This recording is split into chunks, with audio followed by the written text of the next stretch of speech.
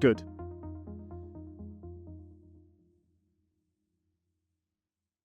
Hello and welcome to what we're calling a security breakdown.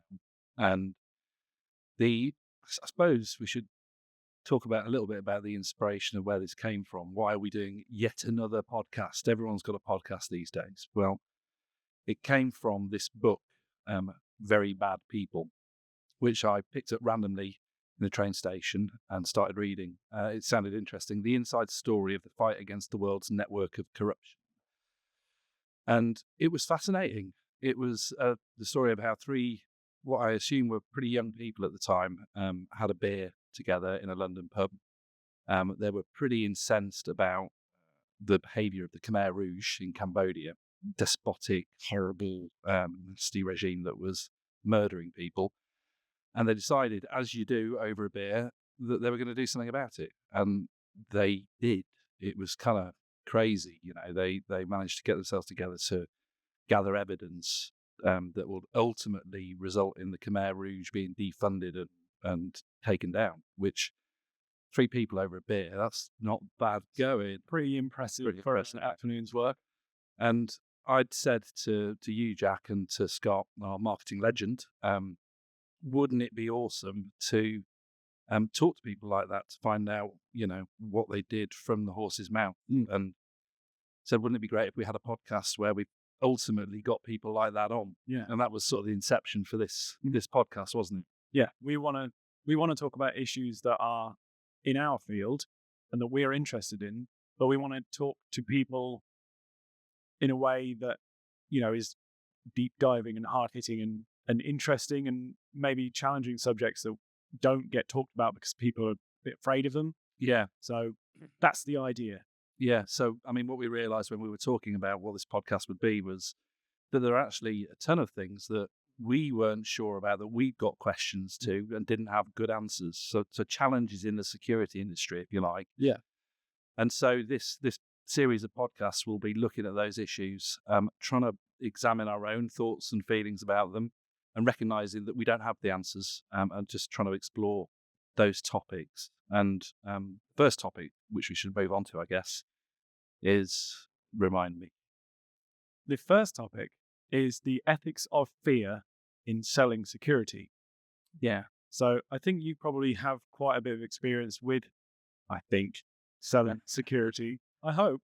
And I think we need to look at it from a view of the ethics and what is the right way to sell security and doing the right thing. Because we're very focused on, making the right decisions and treating people and our customers with a respect that they deserve, rather than just forcing a product down their throat. So, I guess, the first question is like, what do you define as ethical in terms of selling, and where do you see that being a problem in the security industry as a whole? Yeah. Firstly. Well, I remember when we were joining the BSIA, which was a number of years ago now. The BSIA is the British Security Industry Association, so it's the voice of the security industry, and they issued at that time to potential members a code of practice to which you must adhere, and it was actually documented in there: you must not sell by fear. And it's an interesting thing in the security industry, because I think, naturally, people are buying security because there is a risk. So there is some, whether you call it fear or whether you call it a recognition of risk, bad things can happen. That's the nature of the beast with the security industry. So how do you go about selling in a different way? Well, there must be a line drawn in the sand where you go from selling because of a defined risk. There's a clear reason for security measures. You want to protect your assets, you want to protect your family or your staff or whatever it might be. But then you can overstep that mark. So I guess the fine line is overstepping that mark where you're just scaring people into buying whatever you're selling, regardless of whether it's worth it for them or not. And I think sort of the cowboy approach, yeah. Yeah. So, you could sit with a customer and speculate for hours. What about if they did this? What about if an intruder did this? What about if somebody 9 times out of 10, those things aren't going to happen, but the customer's suddenly going to be terrified that all these things could happen. They might never have thought about it before, ever. Yeah. Um, and then for suddenly to put all of these ideas into their head, that then generates fear because it's something that they don't understand. Mhm. And they don't. Well, I think that's part of it. You are probably talking to a potential client because you're regarded as an expert in whatever it is you're doing. So there's that element of trust placed in you to give good advice. In fact, wasn't there was it Panorama or something like that where they investigated the selling practices of a security business? And they were absolutely selling by fear. In fact, I'm certain that's exactly what happened. I'm not going to name any names because that would be totally unprofessional. No. However, it does happen, and within the industry, we have to recognise that we're in a position of trust, Mm. and any abuse of that is totally against what it is we're setting out to do. You know, the industry is set up to serve and protect Yeah, people, basically. yeah. You have a responsibility to not just protect your customers, but and protect them from outside attack, but also protect them from misinformation Yeah. and from having the wrong product that's not going to help them. Because that's, spending money for the sake of spending money isn't going to help anybody do anything. I suppose that's where some of the answers get a little bit unclear for us as well. You know, it should be obvious that you don't terrify people into buying something, Yeah. but where you draw the line between something that could terrify someone and actually there's a recognition that there is a risk that you have not identified that you ought to be informed about. So is that not selling by fear when you identify a risk that somebody because they're not afraid of it until you tell them that it exists? They don't know it exists. But if it's a genuine thing, then maybe that you have a responsibility to make them aware of that. Mm. But maybe you're being irresponsible if you're giving them ideas about things that could happen that are very unlikely Yeah. to happen. You could say to some people, well, you need to buy a reinforced concrete and steel roof because what if a helicopter drops out of the sky? Yeah. It's like, Not- oh, yeah, it could happen, but it's so unlikely that that would be wasted money. Yeah. And it's exactly the same for security products. You could sell them a 100 camera CCTV system and with a PIR in every square inch of your house. Mm. But it's not going to be any more valuable than a basic security system, but they've spent 10 or 100 times as much money and they didn't need to spend it. So that's where I guess the line is where you're responsible for making sure the customer has a product that's worthwhile having and could protect them in the event of a likely attack, but isn't overwhelming them with fear into the point where they will spend whatever money they have to escape from that hypothetical situation. I guess that's the point. Yeah. So in theory, and I would probably argue most of the time in practice as well, a lot of this is covered off by relevant standardization, regulation, whatever you want to call it. So without getting too dry and boring, within the in electronic intruder alarm industry, there's the suite of standards known as EN 50131, part 7 of which is application guidelines. So it's basically telling industry how to behave. Mhm. So, and within that, it will say things like, at the very first point, there needs to be a critical risk survey, risk assessment of a potential site to secure, which takes into account realistic risks. You know what's going to happen. And similarly, with what we do, security fog, there's a code of practice produced by the BSIA, which goes through a procedure that any potential installation company should go through, where they do the critical risk survey, identify that, make sure that they're complying with the customer's requests in the first place. I want you to do these things for me. And then, so all of that should be adhered to. But interestingly, as I said, that Panorama program exposed that's not always the case. It's not being adhered to.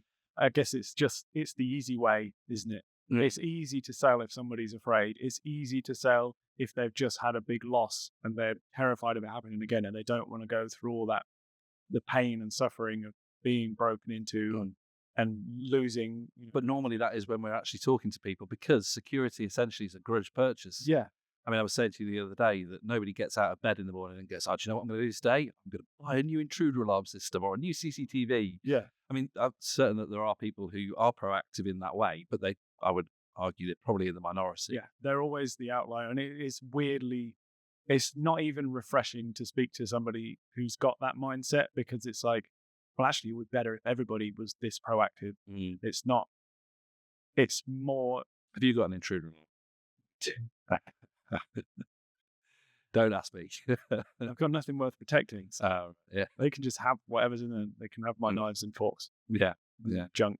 But I think that's the predominant attitude of everybody when we've all experienced where you've got there's a power cut on the area where you live, and there's intruder alarms ringing everywhere because and then that just tells you one thing straight away: the intruder alarm's not been maintained because It's flat. battery's flat. Yeah. Exactly. So you know instantly that. But then equally instantly, we're all thinking exactly that's what's happened, not that person's potentially been broken into and needs help. So Yeah. it's Well, it is quite an uncommon thing. Well, maybe for where we live, where it's, quiet village town, there's not a lot going on. There's not that much crime. We're quite lucky in that regard. But it can maybe, yeah, it can happen. People do have intruder alarms, but maybe from our perspective, we would just kind of push it to the back of our minds. Yeah. Well, let's talk about how most people tend to address their security measures then, because I think there's like a process that most rational human beings go through, which Mm. is I've got a property, whether it's a business or a home or whatever, and what I need first and foremost is insurance. Yeah. So I have to have that insurance. And what does the insurer tell me I need to do? And that's the way most people think. Yeah. You go, well, the insurer says I need to do this to meet their requirements. So I've got to have, I've ticked a box that says, yes, I've got an intruder alarm and I arm it every night. Of course I do. Yeah. You do the bare minimum Yeah. to allow the insurance agent to accept that you've done. So you can get the insurance. To do whatever you're not going to go above and beyond. And I guess then the next step from that is that you've got your basic insurance required intruder alarm system, Mm. and then it fails. Mm. And then Well, maybe it works, but it fails, the intruders aren't deterred or whatever. Yeah. which is a failure, right? I suppose. If it doesn't do what it's supposed to do, which is stop you from having an intruder attack, Mm. then it's not doing its job. It's failed. To me, Is it the only job? I suppose you're right. Yeah, I suppose you're right.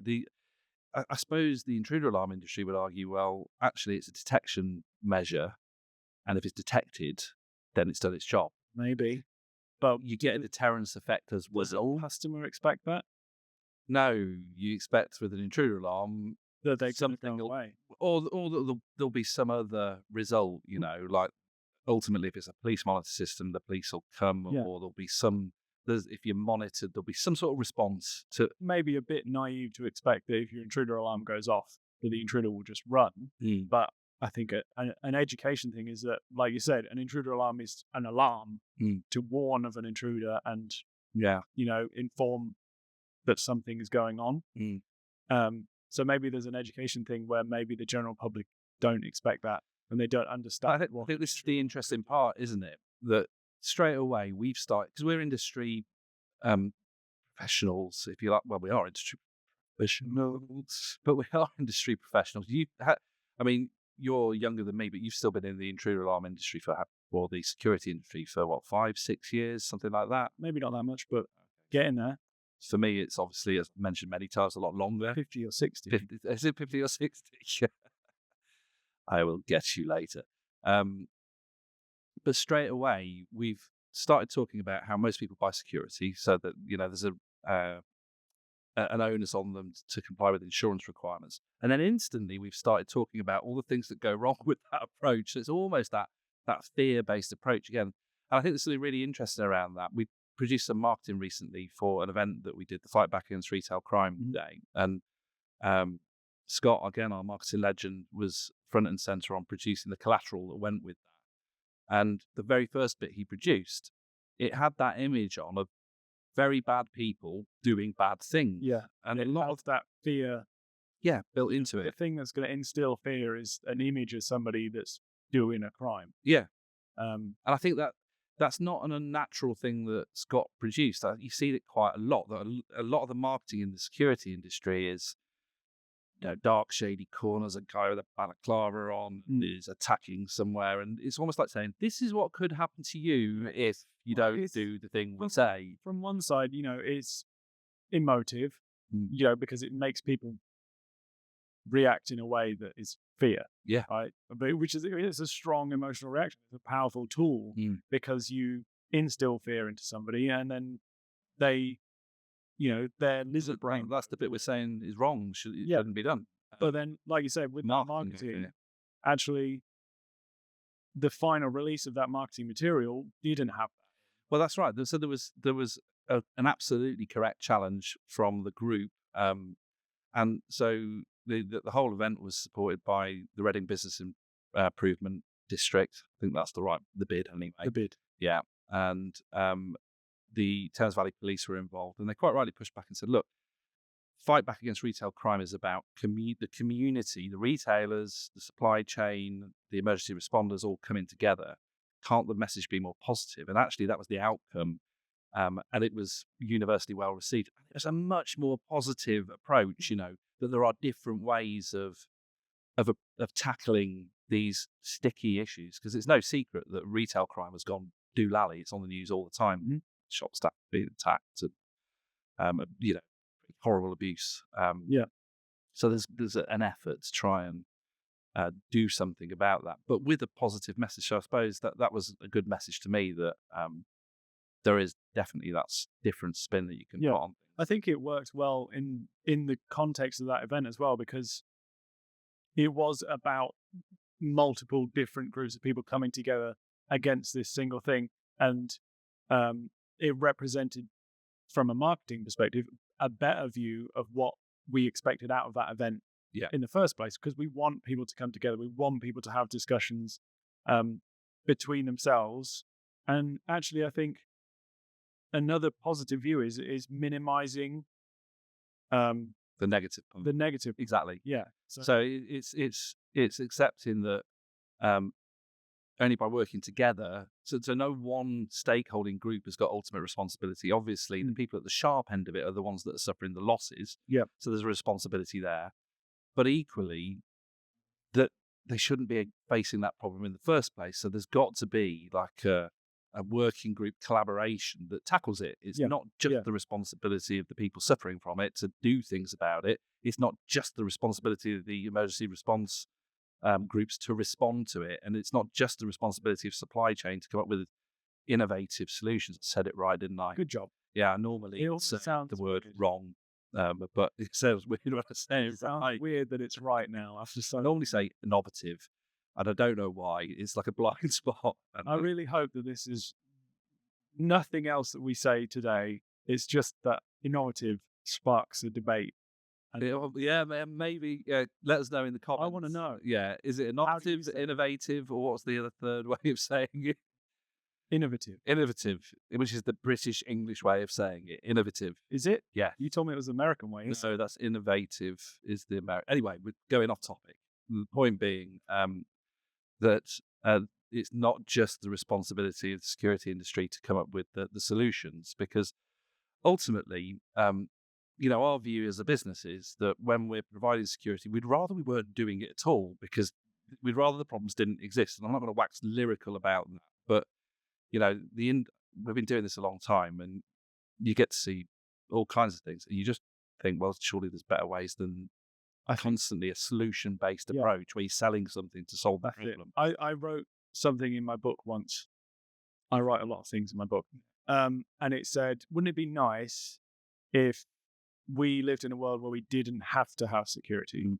Like, surely that would be better. Yeah. Um, and I think that's a great message, like from our perspective. Although from the outside, it sounds kind of counterintuitive, because we want to, sell a product. We're capitalists. We want to make money. We want to buy cars and houses and whatever. But all of that's kind of secondary if the world's just a bit of a better place and everybody's a little bit happier and a little bit safer.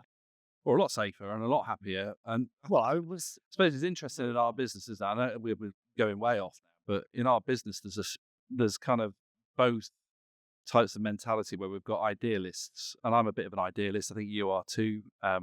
And we've also got people that regard themselves also as realists, where it's like, yeah, but are we really going to solve the world's problems, with fog generators? And Well, we could no, try, but though. yeah, We can, that's it. we can try and tackle some stuff. There was an interesting conversation actually, because we were talking with some people that help us out with some marketing, and we were espousing those views, and they were like, yeah, but that's all well and good. Because what we were trying to say was, isn't it great that there are some success stories? Like there's an offender rehabilitation program in the West Midlands. I think the chap who runs it's called Stuart Thorogood from memory, but they do marvelous work where they help people turn their lives around away from crime. And you hear some really powerful presentations from those people who were previously criminals Yeah. and how they ended up in that position. Um, but then I heard a counter view, which is like, well, yeah, that also makes a ton of sense, which is, what about the victims, And because those are the people that, when they've suffered crime, they're left behind picking up the pieces. It can have very, very Mm. powerful effects. So I appreciate we've gone a little bit off the ethics of selling by fear and into more of the purpose-driven stuff around the business. I think the whole thing, it all goes together in a way. Yeah. I mean, would, I'd like to think that we have an ethical way of selling our product, which is driven by the like purpose of the business, Mm, which is, the crux of it is that we want to help everyone everywhere mm, be more safe and be more secure as a right. yeah, So if you can be safe because you've got, a safe product in place where you can protect people with that product, or if you can be secure because you have made the right decisions where you can, I don't know, yeah. be good. But That's the most. back on, yeah. But like I was saying, that all of that sort of links together. But back on topic, that perception we've got that the marketing certainly is normally driven by dark imagery and all that sort of thing. How should the industry? I know we've talked about a different way of doing the marketing, but shouldn't there be a conversation within the industry about how we talk about what we do Mm, and how we, change the way of marketing? Because we've already agreed that selling by fear is bad. Yeah, yeah. So how do we do it right? Is that the question? yeah, it is. How do we get it right? Yeah, Well, I think you can look at a lot of sales tactics, especially the more old fashioned sort of smarmy, greasy salesman tactics as what a can I say? Nothing. um, you could look at that as almost, not necessarily selling by fear, but not ethical ways of selling, that really pushy, we've already got it signed off for you. Here's your Yeah, printed discount, all that sort of stuff. Um, and actually, I think maybe an ethical way of selling is just listening to what the customer wants. I think that is really an important point. Somebody said to me years ago that the good salesperson has a small mouth and big ears. And what they were trying to say in a very sort of blunt weapon kind of fashion was, you need to listen to your customer, what they actually are trying to do. And Mhm. certainly that I've experienced more in the last, I'd say, since COVID, of dealing with loss prevention professionals who are just frustrated because they don't feel they're being listened to. So let's say, for instance, they have a visit from someone who is promoting a particular security system or service, yeah, and they say, well, the standards say you got to do this and you got to do that and you got to do that, and they're right. The standards must be adhered to because they're there for a reason, yeah. But they're not really addressing what the customer's asking them in the first place, which is, we've got a problem. Yeah. And we want to solve the problem. Yes. And we're asking you to give us help Yeah. to do that. But And you need to especially listen if to you've what got we're a saying. company that said, we have a product that can solve your problem. Mm. And then you come and you're not solving the problem because you're not listening to what the problem is in the first place. Like, Yeah. we know you have a solution. We just need to be told how to do the thing to make them happen. Well, not even that. I think that's where the industry has got some issues, because we're an industry that's awash with solutions, yeah. And I know I've said to you a bunch of times that if you asked me years ago what the solution to everything was, I'd have said it's a smoke generator, Mm. because when all you've got is a hammer, everything looks like a nail. So Yeah. I'd try and solve every problem with a smoke generator. Clearly, it's not realistic. No. Um, And because it's awash with solutions, so the tendency of the industry on the supply side is to turn up with your solution and try and make it fit every scenario, which is, all right, we're not selling by fear, but we're definitely not listening to to what the clients need, yeah. And actually the clients have got better insights into their problems than we could ever have. Yeah. So I think you're 100% right. The You- first thing to do is listen Hmm. to the people who are at the sharp end of the stick, You basically. turn up for 5 minutes of a survey and then go, okay, you need 12 fog generators. Mm.